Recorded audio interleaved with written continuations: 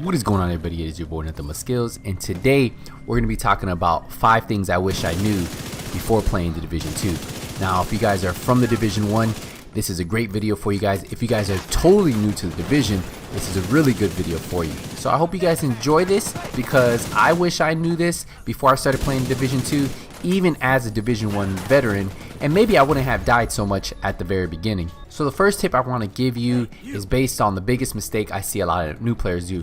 So once you unlock the base of operation, you're going to have an option to pick 1 skill out of 8 skills. So how do you go about picking what skill is going to be best for you? Well, if you take my advice, I'm going to tell you in this video the 2 skills you want to go with and which skill you want to go with first. So out of the 8 skills, you have the pulse, the turret, the hive, the chem launcher, the firefly, the seeker mine, the drone, the shield. Now, which one do we go with? My personal opinion, the one I believe will help you guys out the best, the one that I'm telling all my friends to use, is the drone. The variant you want to use is the fixer. So you have 4 variants, so you want to make sure you unlock the fixer drone, because this one will allow you to replenish your armor plates. Plus, you can use this to help replenish your teammates' plates. So if you're a solo player, this works really good, especially at the very beginning when you're not carrying as many armor kits. I really recommend you guys picking this fixer drone because it'll save your armor kits, and that way you won't die as much. A lot of my friends who had got this game were having trouble staying alive. They were telling me, hey, I can't stay alive during the control points. I don't know what I'm doing wrong. I had them add this skill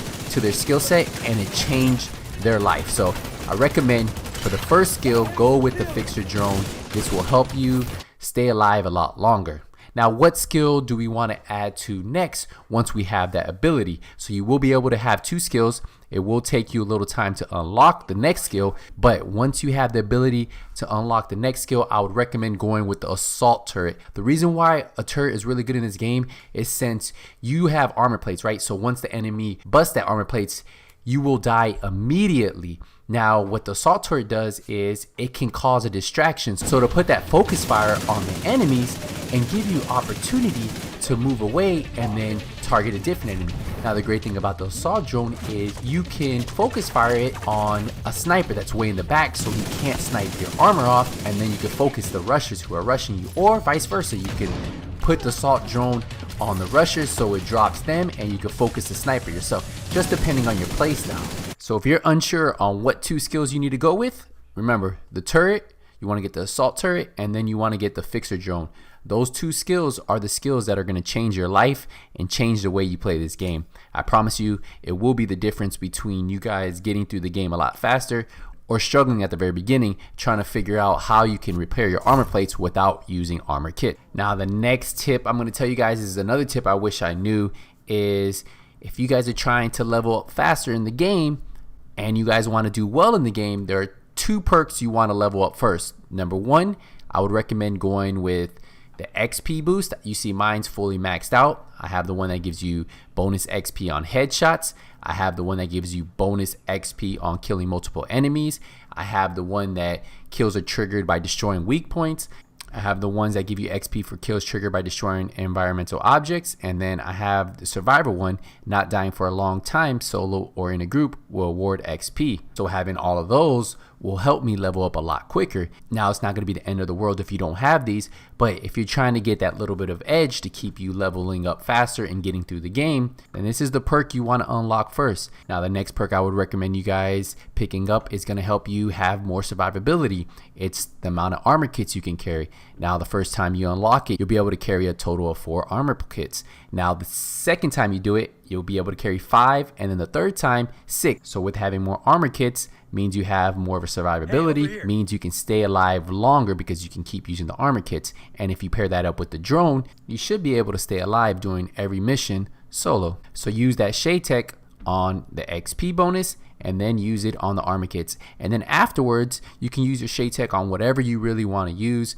But those are the ones I would recommend you using your Shade Tech on first. Now, the next thing we're going to dive into is brand sets. We're not going to go too deep into it, but this is something you should pay attention to early on in the game, because once you get these brand sets, they can help you hit a lot harder. They can help you stay alive a lot longer, depending on what the brand set offers you. Now, my recommendation is whatever your primary weapon is, you want to have at least that damage type on your brand set. Now, for LMGs, SMGs, ARs and rifle, you only have to use one piece to get the 10% damage. That is what's really cool about using one of those as your primary.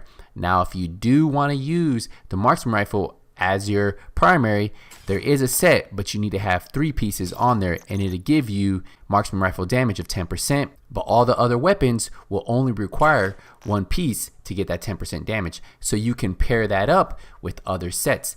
Now, one set I do like using with my AR is the Providence set. Now, the Providence set, when you run a 3-piece, will give you 5% weapon damage.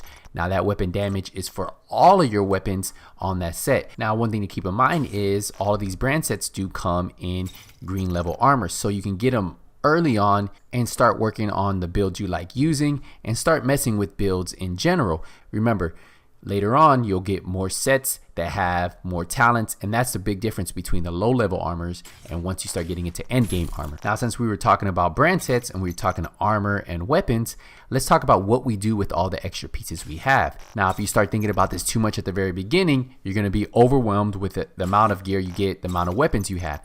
One thing I will tell you is selling to me is a little bit better than crafting because of the amount of crafting items you end up getting just playing the game. Now, if you notice you are a little bit low on crafting items, then you can destruct these items for those special items that you need. But selling and getting credits is very crucial in this game because you use credits for crafting, you use it for recalibrating, you use credits for pretty much everything in this game.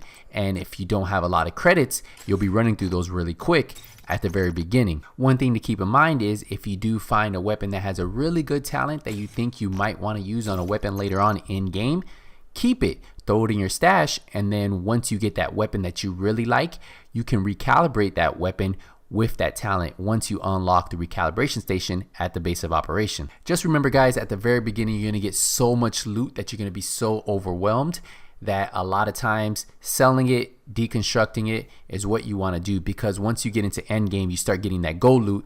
That's where it really matters. So just keep an eye out for how much crafting materials you have, and if you notice you have too much crafting material, you know to sell. If you notice you're really low on crafting materials, that's when you can deconstruct some items. We're going to dive right back into the skills because this is something that I see a lot of players doing wrong. Even my friends were doing wrong. So once you put the turret down, remember, you guys can target who you want. On PC, it's my Q button because that's the one I have it set up for. On Xbox or PS4, that's when you'll use your left bumper or your right bumper, depending on what skill slot it is.